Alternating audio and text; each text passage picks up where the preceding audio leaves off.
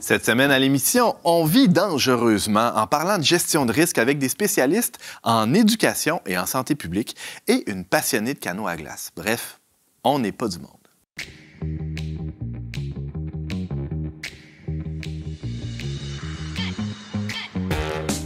Bonjour à tous et bienvenue à votre magazine Foi et Culture. Ici Antoine Malenfant, votre animateur pour cet épisode consacré au thème du risque.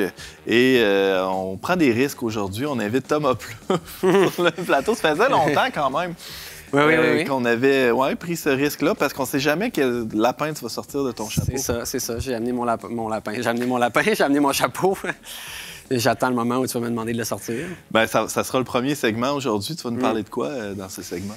On m'a demandé de réfléchir autour du risque dans le domaine de l'éducation. Donc, un domaine que tu connais un peu? Bien, il y a différentes facettes que en tout cas, j'explore, on va dire. Parce que je les connais, je sais pas, mais je les explore à travers la parentalité, mais aussi comme enseignant à différentes échelles. Moi, j'enseigne avec des petits, mais aussi avec des adultes, donc, oui. Et c'est plus risqué d'enseigner aux adultes ou aux enfants? C'est une question que je me fais poser parfois. Là. C'est lesquels les plus désorganisés? C'est pas si évident. Je ne sais pas si j'ai le droit de répondre. C'est peut-être risqué de répondre, oui, c'est ça. Alors, en tout premier segment de l'émission, on aura l'occasion de se pencher là-dessus et bien d'autres choses. Merci d'être là, Thomas. On reçoit aussi un revenant à l'émission On n'est pas du monde. On t'avait reçu, il y a de cela belle lurette, Éric Plante, pour parler de santé en milieu de travail. Santé-sécurité, c'est ton domaine de prédilection. Bienvenue. Merci, Antoine. Tu enseignes, tu as été chercheur dans ce domaine-là. Tu enseignes à temps plein à la faculté de médecine. Je suis coordonnateur de stage en santé publique. OK. Et le risque, ça fait partie de certains éléments de l'enseignement que je donne. Depuis 18 ans. C'est une composante de choses que j'enseigne. Le risque en santé publique, c'est ça dont je parle, en le situant par rapport à la notion du danger, par rapport à la prudence, la prévoyance, la précaution. On fait un lien aussi avec la promotion de la santé.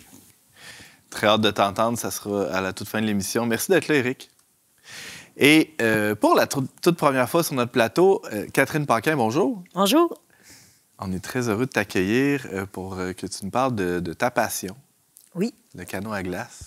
Absolument. Depuis 25 ans. Aïe, aïe, aïe! Depuis 25 ans que tu as les pieds mouillés dans les eaux glaciales du fleuve, mais tu as aussi fondé un centre de rame qui, lui, est au sec, celui-là. Oui. Tant qu'il n'y a pas de débordement, ça va. C'est ça. Qui se situe ici à Sainte-Foy. C'est un centre d'exercice, finalement, pour ceux qui pratiquent des sports de rame, c'est ça? Oui, exactement. Fait que c'est un centre qui est... c'est vraiment... Moi, je le compare souvent à un spinning de vélo. OK. Parce que, c'est comme un entraînement, mais sur rameur. Au lieu d'être un vélo, c'est un rameur. C'est plus haut du corps que bas du corps, finalement. Non, bien, la rame, c'est complet, là. Ah oui, OK. C'est top 3. Moi, je connais rien là-dedans. C'est dans le top. Dans le top. Oui, non, c'est ça. Fait que la rame, c'est ça. C'est un entraînement sur rameur. J'ai aussi les bateaux dragons, souvent, qui s'entraînent chez nous parce qu'on a des machines à pagaie. OK. Puis, machine à kayak aussi, pour... fait qu'on voit un peu où est-ce que je ratisse, là. Oui. Voilà. Alors, on aura l'occasion d'écouter ton témoignage aussi et ton rapport au risque, parce que c'est un sport extrême, quand même, le canot à glace, en deuxième segment d'émission. Merci d'être avec nous. Ça fait plaisir. Et sans plus tarder, plongeons dans cet épisode.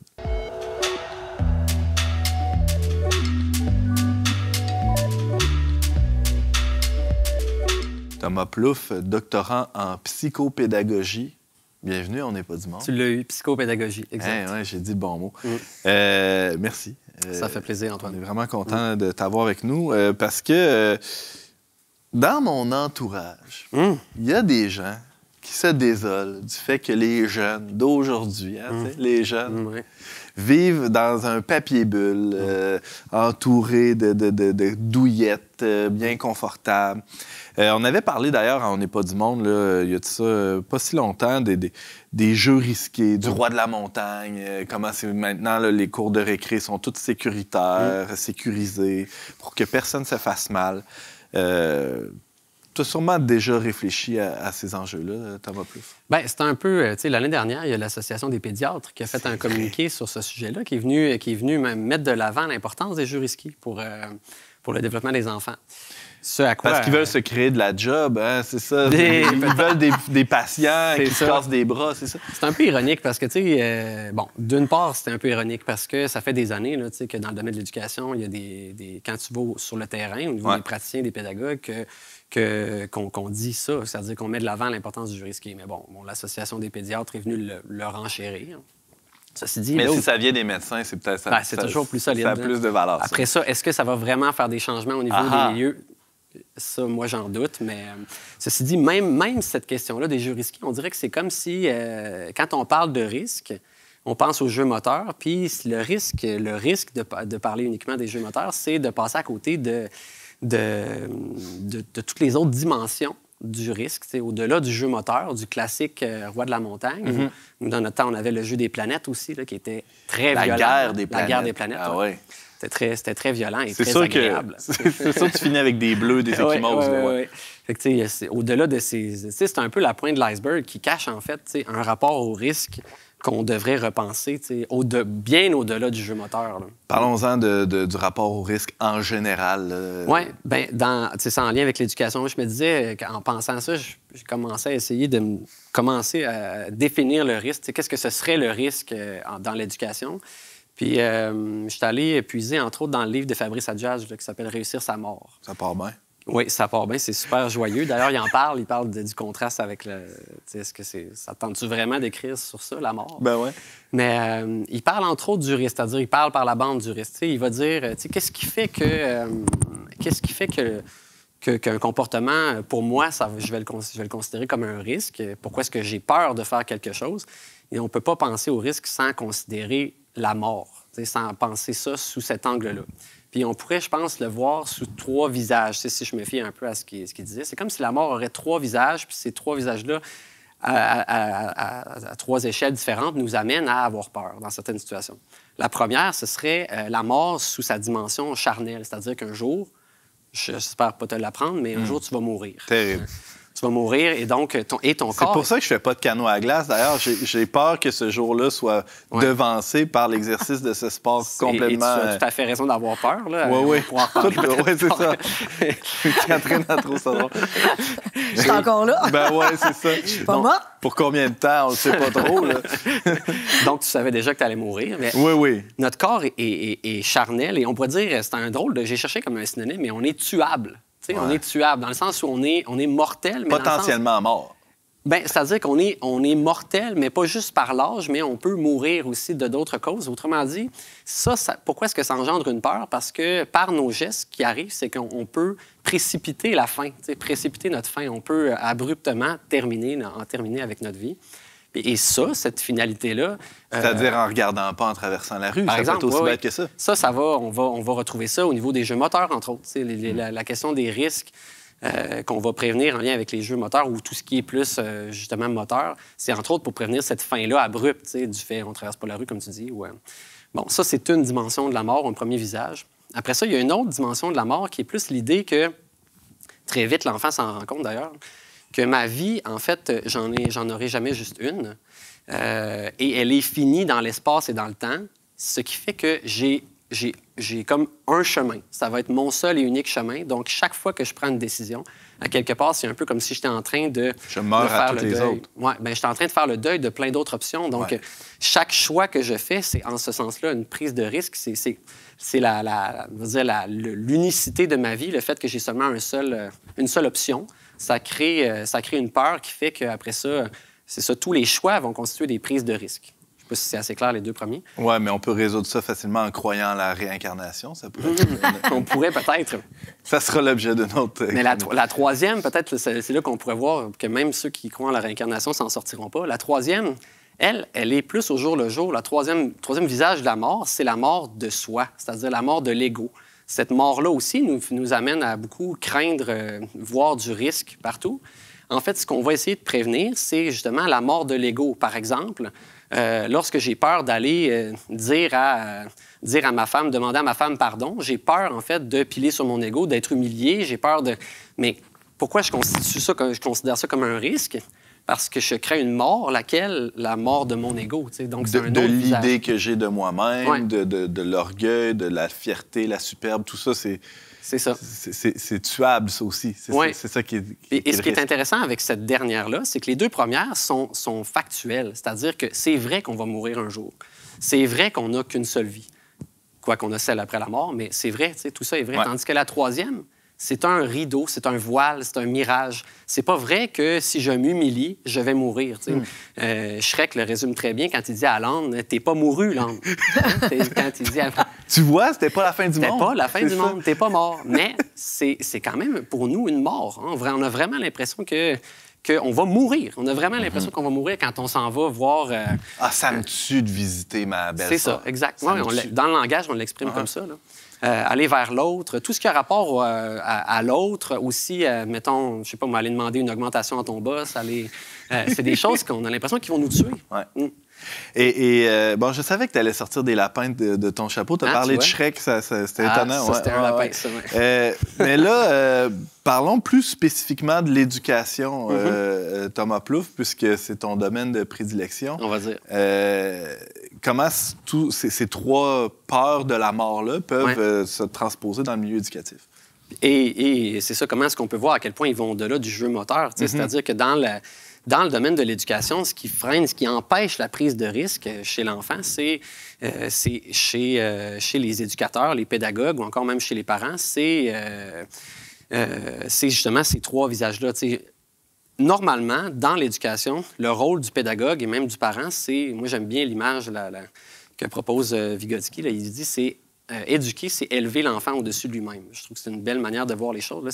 C'est l'amener à sortir de lui-même. C'est l'élever au-dessus de lui-même. Donc, pour faire ça, forcément, il faut le confronter, il faut l'exhorter. Il faut le placer. Et ça, c'est aussi ça, quelque chose avec lequel on a bien de la misère en éducation. Il faut lui donner un espace de liberté. C'est important. Si on est toujours dans la prise de contrôle comme adulte, parce que nous-mêmes, on a peur de l'imprévu qui, pour nous, représente la mort. L'imprévu, les aléas, c'est la mort, c'est qu'est-ce qui va se passer, l'incertain, le chaos. Si on a toujours ça, on empêche, on ne donne pas l'espace de liberté possible à l'enfant qui lui permet lui-même de prendre des risques et d'ensuite, éventuellement, de pouvoir, dans sa vie adulte, de pouvoir continuer à en prendre. Puis réaliser qu'il n'est pas mouru. Oui, parce que c'est ça. Le grand paradoxe, c'est que non seulement c'est un mirage, mais en plus, c'est un mensonge parce que c'est pas juste qu'il n'y a rien, c'est pas juste qu'elle n'existe pas, c'est que derrière le rideau de la mort, il y a quelque chose. Il y a la vie, en fait. Si tu prends un risque, qui te permet de mourir à toi-même, par exemple, tu trouves quelque chose, tu trouves la vie.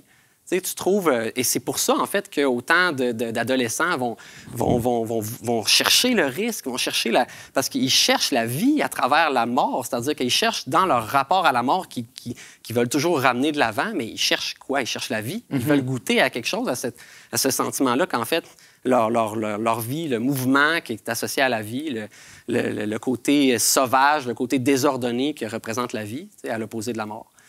Donc, dans l'éducation, si je peux finir, c'est ce qu'on va voir. On va voir aujourd'hui une éducation qui tend à vouloir prendre le contrôle. C'est-à-dire qu'on est dans une logique avec les enfants où est-ce qu'on a beaucoup de difficulté à leur laisser des espaces créatifs. On leur laisse peu de lousse, là, où est-ce qu'ils peuvent faire des erreurs, où est-ce qu'ils peuvent... Puis pas juste dehors dans la cour d'école. Là. On parle... moi, j'enseigne plus particulièrement la lecture-écriture à l'école, mais je leur parle, je montre à quel point, j'essaie de leur montrer à quel point, quand on donne des plans, on leur donne des plans qui sont supra-régimentés, à l'intérieur desquels on leur dit, bien, crée. Mais ce que ça donne des productions qui sont très limitées. Il y a des chercheurs qui l'ont fait. Tu vas écrire un texte avec telle balise. Ça commence comme ça, il y a ça au milieu, il y a ça à la fin. Et les personnages doivent avoir telle caractéristique. Puis après ça, on dit crée. Et tu as 15 minutes. Hein? Puis, et donc, il n'y a aucune prise de risque. Ouais. Non. Fait que, il y a ce genre d'éléments-là qu'on peut trouver qui vont bien au-delà du jeu moteur, là, qui briment l'enfant, qui ne lui permettent pas de prendre des risques par lui-même. Je serais curieux de t'entendre, Catherine. Tu es mère de famille nombreuse, tu as 7 enfants. Comment tu vis ça, l'espace de liberté? Il n'y a pas de bonne réponse, c'est pas une question piège. Il y a juste des milliers de personnes qui t'écoutent, là. Fais-toi ça pas. Comment tu deals avec ça? Comment tu gères ça, cet espace de liberté dans la prise de risque là, pour moi, j'ai tellement pas le temps de tout m'occuper qu'ils en ont en masse du risque. Là. Ils en ont du temps. Oui, bien, moi, en fait, je les laisse pas mal lousses. Vraiment, même que des fois, je me dis... c'est peut-être appelez trop. pas à DPJ. Non, mais non, sérieux, moi, mes enfants sont très libres à la maison quand même. Puis on est vraiment pas maniaque, là, intense. Là. C'est quoi les résultats? Comment tu vois? Est-ce que tu as l'impression que ça les aide justement à prendre des risques, à essayer des affaires? Moi, je trouve que le niveau de responsabilité, ils sont plus responsables d'eux-mêmes parce qu'ils sont obligés de prendre en main. Le repas n'est pas prêt. Débrouille-toi. Puis toi, ça sera peut-être pas bon, mais ça va être quelque chose au moins. Oui, non, mais je veux dire, tu sais, c'est ça. Fait qu'ils sont plus débrouillards, je trouve. Puis moi, tu sais, remplir les fins de semaine d'activités, là, je suis pas le taxi. Je jouerai pas à ça. Fait que là, ben, je vais faire... Dans ce cas-là, la fin de semaine, là, si tu veux faire une activité, tu te l'organises. Tu t'arranges pour pouvoir la faire. Parce que maman est en train de faire du canot. Papa aussi. La grande sœur aussi. Puis le grand frère aussi. Fait que les petits doivent s'organiser pour faire leur activité. Fait qu'ils n'ont pas 10 millions de cours toute la week-end non plus. Fait que là, ils s'ennuient, ils ont une affaire. Ben, trouve de quoi. Cherche. Fait que moi, je les pousse comme ça. Puis l'été, c'est pareil aussi. On est au chalet. Puis, tu sais, on est dans la nature. Puis on dit, ben, qu'est-ce qu'on fait aujourd'hui? Ben, as-tu une idée? On se construit une boîte à bois. C'est un peu ça. C'est assez libre. Et toi, Éric, bon, tu enseignes en santé publique à l'université. Est-ce que tu vois cette prise de risque-là par les jeunes adultes qui sont devant toi? Est-ce qu'il y a une évolution de leur rapport au risque, par exemple, dans les dernières années? Ça fait quand même longtemps que tu enseignes. Je dirais que la prise de risque, leur vision de ce qu'est le risque, et j'ajouterais le danger, parce qu'il faut faire la différence entre les deux, et évoluent au fur et à mesure qu'ils traversent le programme. C'est-à-dire qu'ils ont leur vécu personnel, mais quand il y a une prise de conscience de ce que ça peut être, le risque, le danger, et là, ils ont je dirais, une certaine... Ils revisitent un peu qu'est-ce que c'est dans leur vie. Mais il reste que ce ne sont pas des changements nécessairement qui seraient les mêmes, je dirais. Il n'y a pas de tendance là, au niveau des étudiants. Okay. Je dirais que ça va aussi avec l'histoire personnelle de chacun. Parce qu'il ne faut pas oublier que le risque, c'est, je dirais, une notion qui est très polysémique. On peut donner plein de définitions du risque parce que ça touche plein de domaines dans notre société. Le risque en assurance, dans le domaine de la politique, dans le domaine des finances, dans le domaine... On peut aller, on a parlé en éducation tantôt, dans les sports. Et dans la santé, on aurait certainement puis dans la santé aussi. Une autre vision. Oui. Comment vous la définiriez, vous? Bien, c'est ça. Je vais vous placer un peu mon affaire. C'est que nous, le risque, il est défini en fonction du danger, de la prudence, de la prévoyance et des savoir-faire de prudence. Fait que je vais donner des exemples concrets, ça va être plus facile. Ouais. Quand on traverse la rue spontanément et qu'on voit une auto s'en venir, mais qu'on n'est pas près d'un feu de circulation, puis on sait qu'elle arrive trop vite, on va enlever notre pied puis on va remonter sur le trottoir. Ce faisant, on fait un acte, un choix individuel puis spontané qu'on appelle de la prévoyance. Quand on enseigne soit à des plus jeunes ou à des gens de notre âge à cette prévoyance-là, cette prévoyance-là qui est partagée et enseignée aux autres, ça devient de la prudence. Dans le monde du travail, on a développé une prise de risque calculée, c'est-à-dire un compromis entre la sécurité au travail puis la production, la productivité. Oui, parce que le risque zéro, ça veut dire pas. Rester chez soi. En tout cas, ça n'existe pas longtemps. C'est ça. C'est quelque chose qui n'existe pas vraiment, le risque zéro. Mais si on fait un compromis entre la sécurité et la production, on s'en va à ce moment-là dans une dérive, c'est-à-dire une prise de risque calculée qu'on appelle un savoir-faire de prudence. Un exemple concret, nos monteurs de lignes électriques au Québec, quand ils montent dans leur nacelle puis qu'ils installent un transformateur en hiver, bien, des fois, ils ont besoin d'enlever leurs gants qui les empêchent d'avoir une décharge électrique puis de se placer d'une certaine façon dans la nacelle pour ne pas être en arc électrique avec le transformateur puis mourir sur le coup ou être gravement blessé ou brûlé. Alors, c'est ça qu'on appelle un savoir-faire de prudence. Donc, le savoir-faire de prudence, ça vient d'un savoir, de l'expérience du travail, d'un savoir-être puis d'un savoir-faire. Donc, dans le fond, le savoir, le savoir-être sont dans le savoir-faire. Alors, le risque, c'est dans le fond une perception plus ou moins à la fois individuelle et collective qui est négociée, négociée collectivement, cette perception-là. Et c'est une perception à propos d'un danger. Et c'est lié à des savoir-faire de prudence puis à des erreurs qui sont socialement maîtrisables. Vous allez me dire, c'est quoi la différence entre le risque et le danger? Je vais vous donner encore des exemples. Si vous faites du ski en montagne, le danger, c'est l'avalanche. Le risque, c'est de skier dans une zone d'avalanche. Un autre exemple, vous êtes près d'une rivière dont le courant est fort, puis vous décidez d'aller nager dedans. Le danger, c'est la mort par noyade. Le risque, c'est d'aller nager dans la rivière dont le courant est fort en état d'ébriété. Donc, vous voyez?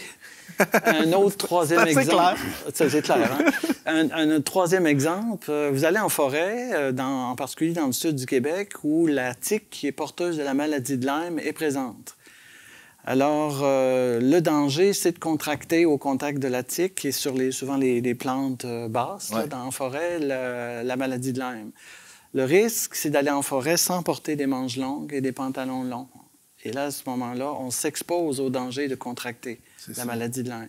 Ça ne veut pas dire de ne pas aller dans la forêt. Non, ça veut dire que s'il y a un degré d'exposition au risque, dans le fond, d'exposition, au danger, et c'est ça qui est le risque. Quand on est dans le risque, on est dans l'univers des perceptions. C'est quelque chose qui est à la fois très subjectif, émotionnel aussi, mais qui est aussi intellectuel puis qui est pensé. Et j'oserais dire même, puis j'aimerais entendre peut-être les autres là-dessus aussi, qui est même culturel, parce que qu'on se déplace ailleurs dans le monde, ce rapport-là au risque, tu disais négocier, Éric, négocier. Le casque en moto ici, ça va de soi, là, c'est évident. Mais si on va... j'ai un ami qui revenait du Nicaragua récemment, c'était assez optionnel. Puis ça semblait pas choquer personne là-bas. Alors c'est un rapport au risque. Et c'est pas que les gens ont pas peur de mourir là-bas, c'est un rapport au risque qui est différent. D'ailleurs, il y a 3 éléments qui influencent notre gestion des risques. C'est la culture, le temps, puis les connaissances. La culture, c'est un peu le parent pauvre actuellement des études sur le risque. Ah ouais. Il est très riche, c'est un élément de la culture qui est très riche en promotion de la santé, dont je pourrais parler après. Ouais. Mais dans la culture, c'est quelque chose qui n'est pas assez étudié. C'est que nos études sur le risque ont trop servi à affiner ou à peaufiner des théories sociales, mais ne sont pas assez proches du discours quotidien des gens par rapport aux dangers auxquels ils sont exposés. Si on se rapproche du discours des gens, là, on entre dans les usages, dans les coutumes de tous les jours. Et à ce moment-là, on peut connaître comment eux voient les dangers et comment ils voient leur exposition aux dangers. C'est ça le risque, dans le fond. C'est ce qu'on a vu, par exemple, dans les grandes campagnes de prévention pour la ceinture au volant, pour l'alcool au volant. C'est en s'insérant dans la culture, en comprenant c'est quoi les mécanismes qui orientent les décisions des gens qui ont pu faire des campagnes de sensibilisation efficaces. Oui. Puis la culture, il ne faut pas oublier que chacun de nous, ici, on a une culture qui est différente, qui est unique, qui est assez irremplaçable. Mais on a aussi une culture collective. Donc, la culture, c'est notre façon de penser le monde, et individuellement et collectivement. Et cette culture-là, elle est très présente dans les approches en promotion de la santé. Le risque, il permet d'estimer notre exposition au danger de maladie ou d'accident. On a découvert de façon classique en santé publique que c'est une approche assez négative. On évite des choses. Presque répressive, des fois. Oui. Là. Ouais, c'est ça. Et il faut toujours être là, donc c'est important de s'en occuper. Mais ça peut presque être contre-productif, c'est-à-dire on ne peut plus rien faire. Sauf si on la met en complémentarité avec des approches de promotion de la santé, entre autres, qui, elles, sont positives. Les approches de promotion de la santé, c'est quels sont les facteurs qui facilitent l'adoption d'attitudes et de comportements qui sont sains et sécuritaires, puis comment on peut les maintenir dans le temps. Parce qu'une habitude de santé, quand on l'adopte, si on la maintient dans le temps, avec du renforcement, avec l'aide de l'entourage, avec plein d'appuis, ça devient une habitude de vie, une habitude quotidienne, puis là, on est dans la santé puis la sécurité durable. Parlant d'habitude, Thomas, la prise de risque, disons, saine, il y a quelque chose de l'ordre de presque de la vertu, c'est-à-dire qu'il y a un entraînement qui peut se faire pour réaliser que, de fait, la troisième mort dont tu parlais n'arrive pas. Là, et le rôle de l'éducation doit être quand même déterminant là-dedans pour développer cette vertu-là d'un sain rapport au risque. Oui, d'être capable de savoir avec confiance que c'est ça, qu'au-delà du risque, c'est pas nécessairement la mort, c'est-à-dire d'être capable plus... Ben oui, il y a des vertus puis on peut le voir assurément, on peut voir des effets autant positifs si c'est bien réalisé, autant négatifs. On va voir, ça a déjà été un petit peu dit, mais c'est sûr qu'on va voir une prise de responsabilité, comme ça a été dit tantôt. C'est-à-dire et ça, c'est essentiel, là, c'est-à-dire faire de nos jeunes des citoyens qui sont responsables. On ne devient pas responsable en claquant des doigts, on devient responsable en se faisant offrir des responsabilités et en se faisant donner de l'espace aussi. C'est-à-dire que l'ouverture au risque, c'est aussi laisser l'enfant librement choisir justement de dépasser la mort ou de dépasser. Si on est toujours dans la prise de contrôle puis qu'on dit on encourage des comportements dits risqués, mais que ça reste quelque chose qui est contrôlé par l'adulte, mais l'enfant prend pas l'initiative, donc les effets sont pas aussi... Mais normalement, si l'enfant a cet espace-là de liberté, bien, il va gagner en autonomie, il va gagner en esprit d'initiative, il va gagner en responsabilité, il va gagner en créativité et aussi, un autre élément très important et essentiel, il gagne en connaissance de soi. C'est-à-dire que lorsque moi, je me pète la face, j'apprends à me connaître. Lorsque, parfois, je m'humilie, j'apprends à me connaître lorsque j'ai toutes ces situations-là où je prends des risques, c'est des portes incroyables de connaissance de soi que je ne peux pas saisir, des occasions que je ne peux pas saisir si on est toujours, l'adulte est toujours en train de parer le coup puis de s'assurer qu'il n'y a aucun... Si je peux finir sur ce sujet-là, ouais. Moi, j'aime bien Jean Piaget, c'est un penseur que je ramène souvent. Lui, il parle du développement moral chez les individus eu égard au jeu chez les enfants. Et ça marche aussi chez les adultes. Il dit, il y a 4 niveaux que tu vas trouver. Puis le premier niveau de jeu, c'est l'enfant qui n'est pas encore tout à fait conscient, qui joue dans la société. Le deuxième, il commence à en être conscient, il joue avec l'autre. Il est conscient qu'il joue, puis tout de suite après, il se met à voir qu'il y a des règles au jeu. Puis ça s'applique à notre vie d'adulte. Le 4e niveau, le niveau le plus élevé du développement moral, c'est un niveau où est-ce que l'enfant est capable de surpasser les règles, qui est capable de penser en dehors de la boîte, qui est capable... Mais pour ce faire, il faut qu'il ait goûté à cet espace de liberté-là dans l'éducation pour qu'il soit capable de non seulement comprendre les règles, comprendre le jeu social qu'on joue, qu'on est en train de jouer présentement, mais aussi le surpasser pour pouvoir sortir. Fait que ça, c'est un autre effet de la prise de risque, c'est la capacité à innover, finalement. À innover, à créer, à sortir du cadre, à regarder avec un regard critique ce qui nous arrive et non juste recevoir ce qui m'arrive en étant passif parce que j'ai peur ou encore parce que je sais même pas que je pourrais changer les choses. Fait que c'est un autre effet de la prise de risque en général dans l'éducation. Thomas Plouffe, doctorant en psychopédagogie, c'était passionnant. On poursuit la discussion, évidemment, avec nos invités. Merci beaucoup.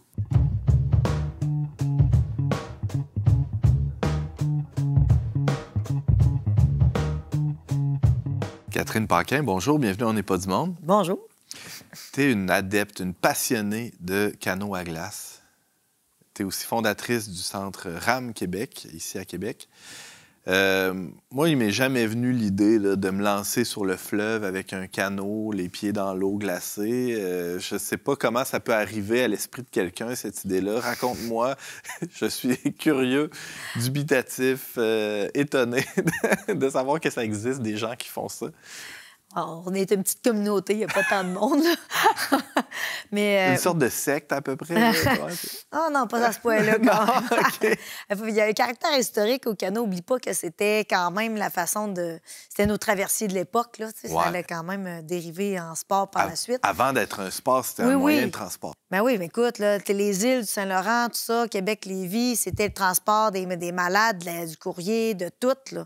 Fait que, le canot à glace a une histoire en dehors du sport. Là. C'est super québécois aussi comme pratique, là, avec justement le fleuve qui traverse notre territoire. Oui, puis c'est unique au Saint-Laurent. C'est ça que les gens se demandent, y a-tu ça ailleurs dans le monde? Ben non. Ah ouais? Il y a juste ça ici parce que il faut les courants Puis il y a juste le Saint-Laurent qui est en mouvement comme ça, avec de la glace puis de l'eau. Donc, il faudrait que ça soit notre sport national, finalement. Mais c'est patrimoine immatériel. Oh, wow! Quand même. OK. Oui, non, quand même. Puis il faut le valoriser. Là. Mais est-ce que toi, tu as déjà pratiqué ça pour justement transporter des marchandises ou des malades? Non, toi, c'est un sport, vraiment. Oui, non, moi, je suis pas bien à ce point-là. C'est pas ça que je sous-entendais. Fais-moi pas dire ce que j'ai pas dit. Non. Mais moi, ça fait quand même 25 ans, puis je fais partie des premières... Ça fait 25 ans que tu pratiques ça? Oui, c'est ma 25e année. Puis ça fait... j'étais la 3e équipe féminine à l'époque. OK. Tu sais, il y a comme Pionnière, un historique. Oui, là. ouais, vraiment. Il n'y avait pas beaucoup de femmes dans le milieu là, à ce moment-là, mais moi, c'est ça. J'étais dans les premières. Puis c'est arrivé parce que quelqu'un m'a appelé, puis que il dit, je fais une équipe de canot, veux-tu embarquer? Je la connaissais pas, là. Puis je lui dis, ben j'ai pas le temps. J'ai déjà 4 sports. Puis tu faisais déjà des sports de rame ou... Non, j'avais jamais touché une rame de ma vie OK. encore. Non, je jouais à plein d'affaires, mais finalement, ben, je dis, puis là, elle insiste, puis je dis, ben, regarde, essaye au moins avant. C'est correct, je vais essayer. Alors, une fois que j'ai essayé ça, là, tu sais, c'est comme le bonbon, là, j'en veux un autre, là. Pourquoi ça fait cet effet-là? Ben, explique-nous d'abord le sport, en quoi ça consiste, là, parce que quelqu'un qui n'a jamais vu ça, comment tu décrirais ça en 3 phrases? Là? Ben, c'est un sport, oui, on va le dire, c'est un sport extrême. Ouais. Puis ça va te chercher comme les sports de contact. Tu sais, c'est passionnant. Tu sais, tu te bats contre la nature. Hein? Fait que, tu sais, le T'es un adversaire de taille, quand même. Là. Oui, quand même. Puis tu gagnes pas au bout de la ligne. T'es sûr que tu perds! Wow! Oui, mais non, c'est ça. Moi, je jouais au rugby, puis c'est la même sensation que ça allait me chercher. OK. Ça allait, tu sais, c'est le challenge de tu fonces, là, puis comme un... Fait que, tu sais, c'est vraiment intéressant. Puis, tu sais, je m'ennuie pas en canot. Là, tu vas dire, hein, ça a duré 1h30 ta course. Ouais, mais j'ai pas vu le temps passer. Là. Alors, tu commences sur une rive. Oui. Est-ce que le but, c'est comme la traverse Québec-Lévis? Il faut se rendre à l'autre côté? La course là, du carnaval, qui est la plus connue, là, c'est vraiment une traversée en triangle. Fait qu'il y a comme, on sort du Bas-Saint-Louis, on remonte jusqu'au traversier, on va toucher à Lévis sur l'autre traversier, puis on vient au Bas-Saint-Louis. C'est un triangle comme ça. Tout dépendant du courant, on le fait dans un sens ou dans l'autre. OK. Donc, oui, le but, c'est de traverser à travers le courant puis les glaces. Et c'est une alternance de rame et de trotte. Oui, on va dire donc, la trotte. Où tu marches sur les glaces. C'est comme un petit portage. Il y a 3 modes, je dirais. La rame, comme on connaît dans l'aviron, là, pour donner une image à tout le monde. Ensuite, quand tu t'arrives dans de la glace, très solide ou avec beaucoup de relief, bien là, on peut sortir carrément, courir à côté du canot. Mais quand on est dans des conditions plus ou moins de tout, là, qui ne portent pas nécessairement, puis même aussi quand ça porte, mais que le relief est plus bas, bien, on va être en mode trottinette. Puis ça, c'est un genou à côté dans le canot, comme à 4 pattes, si on veut. Là. Puis un à l'extérieur. Fait que là, tu sais, tout le monde trotte en même temps. Fait que ton poids est dans le bateau, mais t'as ta jambe à l'extérieur qui te permet d'avancer. C'est très efficace, d'ailleurs. Ah ouais? Mais exigeant quand même, parce que justement, tout le corps est sollicité. Pour être exigeant, c'est exigeant. Wow! Comment on vit avec le froid? Parce que ça, tu parlais des éléments, Catherine Paquin. Les glaces, les vents, l'eau glaciale, glacée. Comment on affronte ces éléments-là? Je te dirais en partant que c'est rare que j'ai froid. Pour vrai? On a chaud, là. Tu bouges trop. Bien, on bouge sans arrêt. Tu sais, tu vas aller jouer au basket, tu vas faire ton chiffre de 2 minutes, puis tu vas retourner sur le banc 2 minutes. Mais nous, quand tu pars, là, il n'y en a pas de banc. 2 minutes sur le banc, ça n'existe pas. Là. Pas de break. Il n'y en a pas de break, là, parce que quand tu te lances, on doit jouer avec le courant, donc, tu sais, on va le combattre. Fait que des fois, ça te prend du temps à le combattre. Si t'arrêtes, des fois, je te dis, 10 secondes, tu viens de perdre ton travail de 10 minutes, là. Fait que tu vas pas arrêter, là. Hein, sinon, tu te rends pas à bonne place. Je vois Thomas Pinet, tu as déjà essayé ce sport j'allais dire de fou, là. Ce sport extrême. Pour moi, ça n'a pas été du bonbon. T'as-tu eu froid? J'ai pas eu froid, ça, non, j'ai pas eu froid. Ça, j'ai pas eu froid. Mais tu sais, on a des néoprènes, on a quand même, on est équipés pour, mais non, c'est sûr qu'on n'a pas froid. On a la frousse de notre vie, là, tu sais, je dirais, on a l'impression que le fleuve va avoir notre peau, là, c'est clair. Bien, parlons-en justement, parce que là, évidemment, c'est un épisode sur le risque, là, on trouvait ça super intéressant de t'avoir sur le plateau, parce que tu négocies aussi avec le risque. Est-ce qu'il y a des risques? C'est quoi les risques? Bien, il y a des risques réels, OK? On s'entend que c'est pas imaginé, là. Ouais, c'est ça. L'eau froide, l'hypothermie, ça fait partie de nos formations. On s'entend que c'est de base. Là. Il y a une formation avant de faire ça, là. Ben oui, écoute, ben, moi, quand j'ai commencé, là, il n'y en avait pas tout. On l'a créé dans l'espace libre de la boîte qu'on parlait tantôt, parce que d'ailleurs, c'est un dossier sur lequel j'ai travaillé aussi. Mais quand on se lance en canot, il faut connaître les risques d'hypothermie, savoir comment réagir, puis en être conscient. Il faut être conscient de ce qu'on fait. Ouais. OK. Ensuite de ça, tu es dans la glace en mouvement. Donc, puis tu as un canot en mouvement. Qu'est-ce qui arrive? C'est que le bateau, il circule là-dedans, mais tu sais, c'est des matières dures. Fait que des fois, il y a des dérapages. Le bateau peut déraper sur une glace. Tu peux te faire coincer sur la glace. Mais j'ai déjà vu ça, une jambe coincée entre la glace et un bateau. Tu reviens avec des bleus, là. Puis c'est déjà arrivé d'une façon assez sévère. Mais c'était rien de cassé, mais vraiment une compression énorme. Le gars, il s'en était pas remis tout de suite. Mais tu veux dire, oui, il y a un risque. Tu bouges. L'autre fois, c'est quoi? Ça a rentré dans une glace, ça fait un frais. C'est comme un accident de char. Sans les coussins gonflables. Et ouais, puis là, tu te ramasses, il n'y en a pas de coussins gonflables. C'est ta gueule dans le fond du bateau. Bon, fait que c'est des choses qui arrivent. Donc, oui, des impacts comme ça, c'est présent. On a des crampons avec des pics aiguisés pour cramponner la glace, pour être en mesure de ne pas déraper.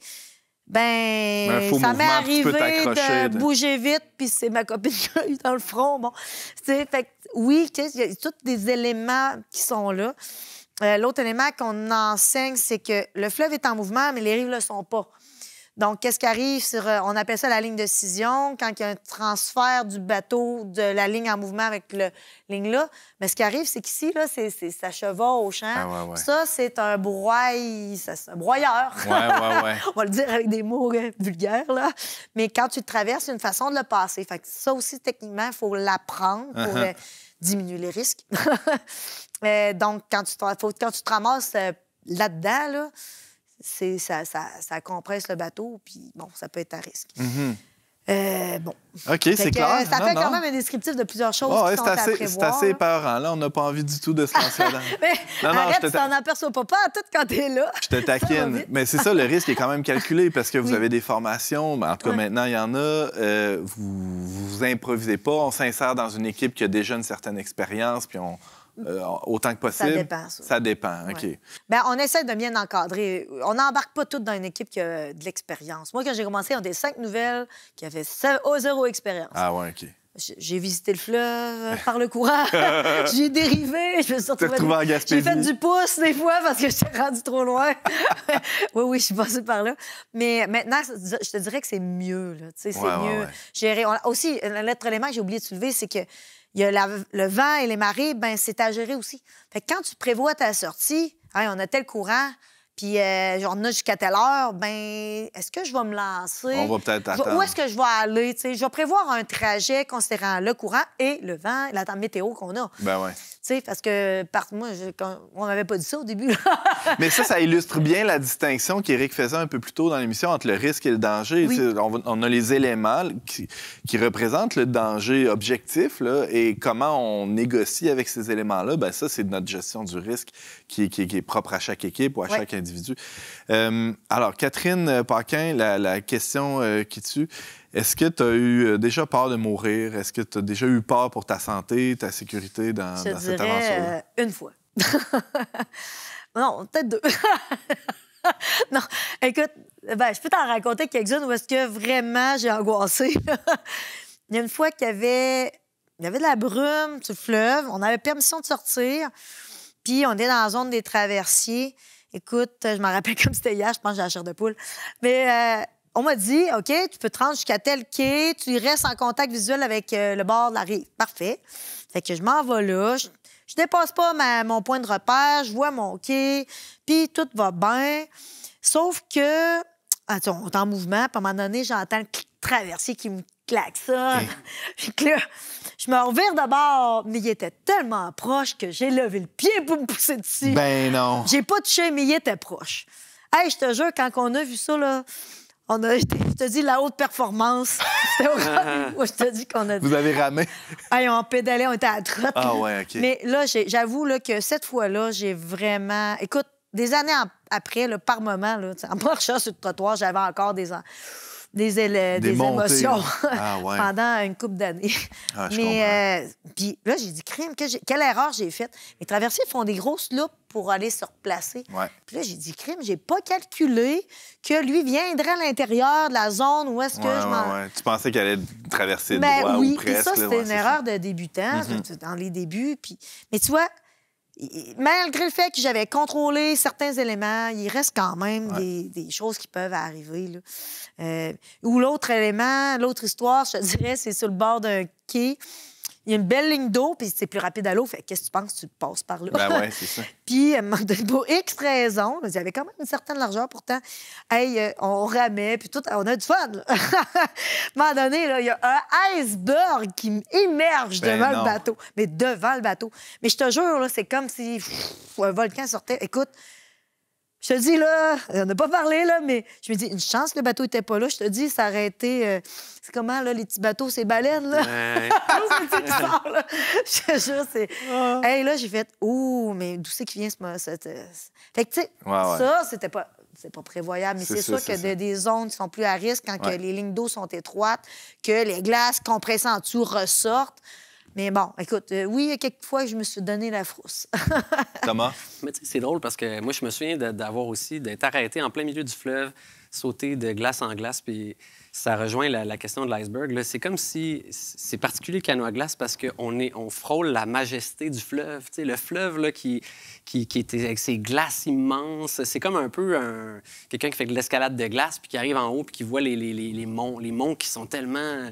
C'est la nature dans tout son côté majestueux, sauvage. Sa force brute. Oui, c'est pour ça, je pense, qu'on fait des sports dans ces environnements-là parce encore une fois, pour rejoindre ce qu'on disait tantôt, on sent qu'on goûte à cet aspect-là, justement, sauvage là, de l'existence. Là. Parce on sent vivant. On sent vivant, oui, à ce Comme tu disais, mourir pour être vivant. On découvre de quoi derrière ce que je trouvais qui était très intéressant quand tu le mentionnais. C'est pourquoi on prend un risque, c'est qu'après, quand tu as vécu cette émotion-là qui est très forte, tu te rends compte que tu es en vie. C'est magnifique. T'es pas juste pas mort, t'es plus vivant encore. T'es plus vivant encore, oui.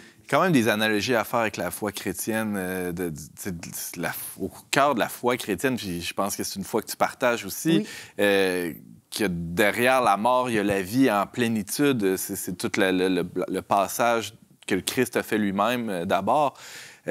En fais-tu des parallèles avec ta vie de foi puis ta pratique du canot à glace? Est-ce que c'est des deux domaines qui se croisent des fois? Non, la foi, moi, est imbriquée partout. Ça fait partie de la vie. Là. Puis, mais fais-tu une petite prière avant de partir, là, Seigneur, protège-nous parce que les vents sont pas bons? Ou... Non, pas avant, mais pendant. Ah oui! Je te dirais des fois, là... non, je parle des fois en course, je dis... là, je dis, ça dépend de toi en haut, là. Tu sais, ouais, là, fais quelque chose. Je te dis, tu sais, comme la mer rouge. Ouvre-moi ça, s'il te plaît. J'ai demandé des faveurs, mais de temps en temps, je te dirais oui. C'est beau. Catherine Paquin, tu es fondatrice et entraîneur au Centre RAM Québec. On mettra toutes les références là, sur nos réseaux sociaux. Merci beaucoup pour ton témoignage. Ça fait plaisir.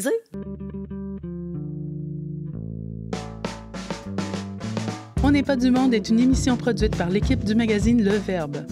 Pour vous abonner gratuitement et recevoir 8 numéros par année, visitez leverbe.com/abonnement. Éric Plante, chargé d'enseignement en santé publique. Bienvenue, on n'est pas du monde. Merci, Antoine. Alors, très heureux d'avoir cette discussion-là avec toi aujourd'hui parce que le risque... Moi, j'ai l'impression que le risque en santé publique, ça pourrait quasiment résumer toute l'approche de la santé publique. Tu me diras, c'est que j'exagère. On l'a vu spécialement dans la pandémie, finalement. On voyait nos politiciens en conférence de presse, on voyait les médecins sortir et tout ce qu'il y avait au cœur, de manière explicite ou implicite, c'était comment gérer les risques. Parce que la façon la plus simple de régler le problème, c'est que chacun arrête de vivre là, ou reste dans une bulle chez soi. Mais on veut continuer de vivre, donc on va gérer les risques. Il y a beaucoup de ça en santé publique, non? Oui, puis dans le cas d'une situation comme celle de la pandémie, ou encore d'un tsunami, ou d'un désastre, un sinistre, on est dans une situation d'état d'urgence, puis là, on va dans une partie du risque qu'on appelle le principe de précaution. Le principe de précaution, c'est de mettre en place une haute maîtrise des risques et pas de la prévention par concertation, en parlant avec les gens de la communauté. Pas du tout. C'est tellement une situation inédite que c'est assez directif, assez autoritaire, puis on restreint les libertés des gens. Sauf que le principe de précaution repose sur 3 choses. La première, c'est un danger réel ou appréhendé par anticipation de risque. Ça, c'est le premier élément. Ouais. Le deuxième élément, c'est l'insuffisance de preuves scientifiques solides pour dire on agit-tu pas, mais on préfère agir. Ouais. Le troisième, c'est que c'est temporaire. Pendant le temps que l'état d'urgence est en place, on doit augmenter le nombre de preuves scientifiques, non seulement pour comprendre le phénomène, mais pour trouver rapidement des solutions. Ouais. Qu'est-ce qu'on a fait pendant le plus fort de la pandémie? Bien, développer tout le monde un peu partout sur la planète des moyens de trouver un vaccin puis des médicaments pour contrer la COVID-19. Ouais. Mais on ne peut pas... ça ne peut pas être permanent comme non, état, il faut revenir ensuite à un usage raisonné et raisonnable de la prévention des dangers de maladies et d'accidents. Sauf que, comme je disais tantôt, comme c'est une approche négative, il faut aussi la compenser par la promotion de la santé puis la promotion de la sécurité. C'est-à-dire une approche où on dit qu'est-ce qui favorise dans nos attitudes et nos comportements des choses qui sont saines et sécuritaires. D'une façon un peu... suggérer, convaincre, encourager les gens. Là, on n'est plus dans l'état d'urgence. On n'impose rien.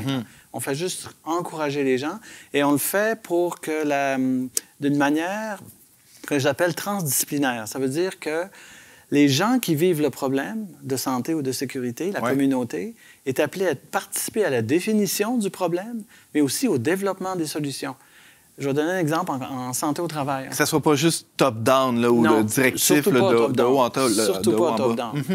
C'est-à-dire que oui, les experts peuvent avoir une vue d'ensemble puis accompagner les milieux. Mais c'est un peu comme un enfant, quand je suis à côté d'un père de famille, on apprend à un enfant à marcher, mais à un moment donné, on lui lâche la main. Bien sûr. Parce que le but de toute intervention en santé publique, c'est une prise en charge autonome de la communauté sur ses problèmes de santé et de sécurité, mais dans le respect de sa façon de penser, justement, dans le respect de sa culture. Justement, pour éviter de l'infantiliser, c'est clairement ça, pour le responsabiliser. Sauf qu'en situation d'urgence, le respect de la culture est obligé de bousculer la culture. S'il y a de la lave qui arrive sur notre village, bon, on ne dit pas « faisons un petit forum communautaire ». Non, c'est pas le temps. Un comité, peut-être? C'est ça, on bouge parce que c'est urgent. Mais en dehors des situations d'urgence, c'est là qu'on arrive dans la négociation à la fois individuelle et collective de l'exposition au danger, qui est le risque. Et là, à ce moment-là, on entre dans un discernement qui est à la fois individuel et communautaire. Et là-dedans, il y a des dérives ou des prises de risques calculées qui nous permettent d'innover au plan technique et social, comme Thomas en parlait tantôt, puis comme Catherine aussi, en fondant RAM Québec, en parle aussi. Donc, innover... Ça nous amène aussi, quand on parle du risque, qu'on parle de promotion de la santé, à une approche différente des connaissances humaines. Et c'est là que c'est le terrain sur lequel je vais vous emmener. Parce qu'on est porté dans la vie à dire, ça c'est une vision très traditionnelle, puis il y a des préjugés derrière cette vision-là, de dire la connaissance scientifique, c'est le sommet, la connaissance professionnelle et pratique, c'est dans le milieu, puis le bon sens ou le discernement, le bon sens commun de tout individu, c'est en bas. En gestion des risques, c'est pas ça du tout. C'est une égalité entre les 3 niveaux de connaissance, puis c'est très complémentaire. C'est fascinant ce que tu dis là. Alors, quand je vais dans un lieu de travail pour évaluer les risques, moi, je suis le travailleur qui fait la job tous les jours. Parce que c'est lui qui connaît où est le danger. C'est un expert. C'est lui qui connaît, qui peut définir le mieux le risque. Et c'est lui qui peut le bien participer au développement d'une solution. Et c'est souvent les travailleurs qui ont les meilleures solutions parce qu'ils font le travail. Ils savent depuis des années, eux, comment ça pourrait être... Et ils ne se sentent pas réprimés quand on va imposer encore là, une erreur de langage. Quand on va proposer une solution ou un mécanisme qui viendrait éviter des accidents, bien, il va y avoir participé dès l'origine à l'élaboration de ce mécanisme. L'idée de l'approche transdisciplinaire, c'est quand des experts en santé publique sont autour de la personne qui vit le problème puis l'accompagnent dans le développement de la solution, dans la définition du problème, puis dans l'accompagnement. Donc, on arrive à une égalité des connaissances. Et d'ailleurs, on n'a rien qu'à y penser tous les jours. Les objets qu'on a autour de nous, je pense à la table, je pense à un crayon, je pense à une canne avec 3 petits... des petits pics antidérapants. Ce sont des inventions humaines, mais ce ne sont pas des inventions humaines qui sont le fruit d'une démarche scientifique stricte. On a plein d'inventions humaines qui ne sont pas le fruit d'une démarche scientifique classique. C'est pas les scientifiques les plus grands innovateurs, peut-être. Certains, oui, mais... Il y a plein de connaissances scientifiques et non scientifiques qui font qu'on est capable d'innover. Je pense c'est ça qui est important de découvrir. En santé publique, dans des enjeux comme l'obésité ou le surpoids, on pourrait dire, voici ce que vous devriez manger. L'histoire démontre que c'est pas tant efficace. C'est-à-dire que si on devient trop prescriptif, il y a des gens qui vont internaliser une certaine honte parce qu'ils sont dans une situation de détresse sociale ou des conditions de vie très difficiles et qui fait que c'est déjà difficile pour eux d'essayer de s'approcher de standards de santé publique. Alors, des fois, on est obligé de composer avec le fait qu'on n'est pas rendu là avec eux. Et il faut les accompagner là où ils sont rendus, dans leur façon de se rapprocher des standards de santé. Thomas? Bien, je me demandais, il n'y a pas aussi un risque au niveau de la santé publique de forcément fonctionner avec une hiérarchie des différents domaines de santé? C'est-à-dire que, admettons, si on pense à la pandémie, c'est un exemple classique, là, on prévient les enjeux au niveau de la santé publique, mais est-ce que ça se peut pas qu'on ait toujours hiérarchisé les domaines puis que la santé physique soit plus importante, tellement importante à nos yeux que des fois, ça nous amène à occulter les autres dimensions de la santé qui seraient le social, le psychologique? C'est un peu ça que les gens reprochaient pendant la pandémie, des fois d'avoir une gestion qui mettait essentiellement, on mettait tous les œufs dans le panier de la santé physique, mais au détriment des fois du contact avec les grands-parents, avec les... Oui, l'isolement social a été un des effets pervers terribles. Et dont on récolte encore certaines conséquences des années après. Tout à fait. Ce ne sont pas des approches qui sont parfaites. Puis effectivement, Raymond Massé, qui est un sociologue de la santé, a développé toute une approche là-dessus où il disait justement la culture et le parent pauvre dans le domaine du risque. C'est pour ça qu'il faut amener la promotion de la santé, parce que la promotion de la santé va chercher l'aspect psychosocial, culturel, familial, social de ces enjeux-là, puis d'une manière plus positive. Donc, il faut conjuguer les deux approches. Il ne faut pas se contenter uniquement de réduire le niveau de maladies et d'accidents. Ouais. Il faut aussi avoir une approche positive, puis conjuguer les deux. Et le troisième élément qui est en train d'émerger, mais c'est des travaux scientifiques, là, c'est la salutogénèse. Qu'est-ce que c'est? Salutogénèse, saluto veut dire santé, puis genèse, origine de la santé.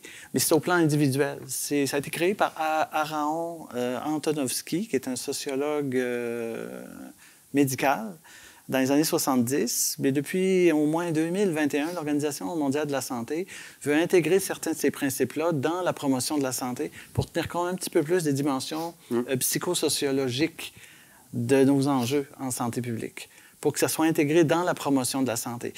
Par contre, il y a des limites à chaque approche. L'approche de la salutogénèse est très individuelle. C'est un individu à la fois. La promotion de la santé, c'est des communautés. C'est ça qu'on fait. La promotion de la santé agit pas seulement... la salutogénèse n'agit pas sur les causes profondes des phénomènes. La promotion de la santé, oui, elle remonte dans les déterminants sociaux, politiques, économiques de la santé, ce qui m'amène à parler de mon troisième élément, qui est le temps, le facteur temps.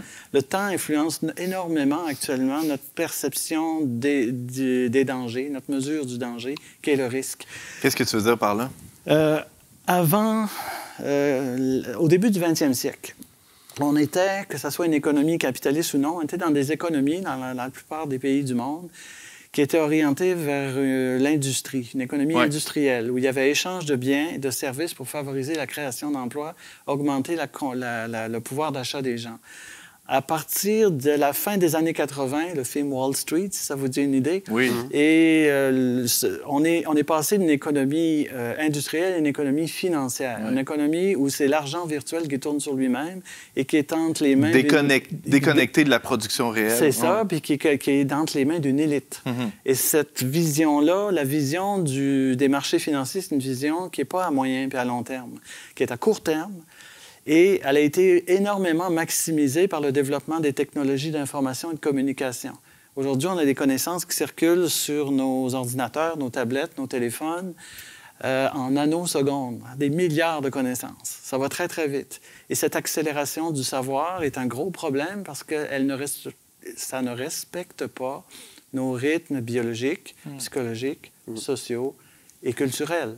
Donc, actuellement, il y a une espèce de mouvement de résistance dans le monde par rapport à ça pour ralentir. On est dans une période actuellement où les gens, surtout avec ce qu'on a vécu avec la pandémie, l'isolement familial et social terrible qu'on a vécu, tout le monde est dans une phase de ralentissement.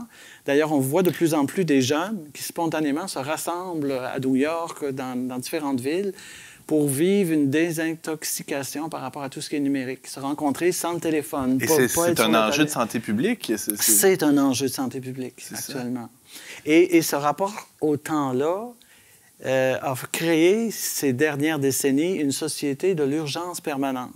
On se dépêche de préparer nos vacances, on se dépêche de vivre nos vacances, on se dépêche de revenir de nos vacances, on se dépêche tout le temps. Ça n'a pas de bon sens. On se dépêche de traverser le fleuve. Oui, avant d'être dérivé. On se dépêche de traverser le fleuve. Si on veut faire un lien avec ce que tu disais tantôt, on voit que ces changements-là sociaux, le ralentissement, la décroissance, tout ça, ça ne vient pas de la santé publique, mais plus souvent des gens. C'est-à-dire c'est eux-mêmes qui vont faire des choix individuels. C'est pour ça qu'il faut se reconnecter au discours des attentif, gens. Et aussi, un autre élément, c'est que cette instabilité, cette urgence permanente comme société crée une instabilité permanente dans nos organisations. Si vous allez dans le réseau de la santé qui subit des fusions et des fusions et des fusions, là, puis que vous allez voir, vous allez dire « Bonjour, on vient étudier le changement chez vous ». Ils vont vous rire en pleine face. Ils vont dire « On est tout le temps en changement. On peut-tu avoir une petite pause? On peut-tu avoir un break? » Alors donc, c'est ça. La culture, le changement puis les connaissances sont revisitées par notre approche du risque. Mais il faut faire, je dirais, trouver une balance ou un équilibre entre ce que j'appelle l'audace essentielle qui permet d'innover puis le risque inutile qui, lui, est à éviter, évidemment. Là. Éric Plante, chercheur et enseignant, en fait, surtout chargé d'enseignement en santé publique ici à l'Université Laval à Québec. Merci beaucoup. Vous avez un commentaire, une suggestion ou une question pour l'équipe d'On n'est pas du monde? Contactez-nous via les pages Facebook et YouTube du Verbe Média ou écrivez-nous directement à onpdm@le-verbe.com. C'est déjà tout pour cet épisode d'On n'est pas du monde. Mais avant de se quitter, rapidement, nos chroniqueurs ont une suggestion de lecture. Thomas? Réussir sa mort, anti-méthode pour vivre, de Fabrice Adjadj. Un livre particulièrement intéressant, en petite chronique, qui se lit, pas nécessairement d'une traite, qui se lit par petits bouts, si on veut. Même, il en fait une section humoristique. Là. Tu peux lire ça avant, dans un 5 à 7. C'est particulièrement agréable de parler de la mort. Un succès assuré. Oui, c'est très bien pour repenser son rapport à la mort. C'est aux Presses de la Renaissance. Il y a aussi une version de poche, je pense, là, qui existe. Possible. On pourra mettre les références sur nos réseaux sociaux. Éric, rapidement. Oui, alors un livre d'Olivier Lejean qui a été publié quand même en 97, mais qui est à redécouvrir. Et en gros, le livre nous dit que, dans le fond, le risque de Dieu, c'est toujours de nous aimer. Et notre risque à nous, c'est de nous laisser approcher, aider et aimer par lui. Wow! Et c'est aussi... Bon programme! C'est aussi... Oui, puis c'est une façon vraiment décapante de redécouvrir notre foi, mais sous des angles très différents. Wow! Et, c'est un risque qui en vaut la peine. Bravo. Bon. Merci beaucoup. Merci à vous deux. Merci beaucoup, Catherine, d'avoir été avec nous. Et merci à Barthélémy Rieu et Marianne Martin à la technique. Merci à Frédéric Bérubé, James Langlois et Marie Laliberté à la recherche. Et on se dit à très bientôt pour un autre épisode d'On n'est pas du monde.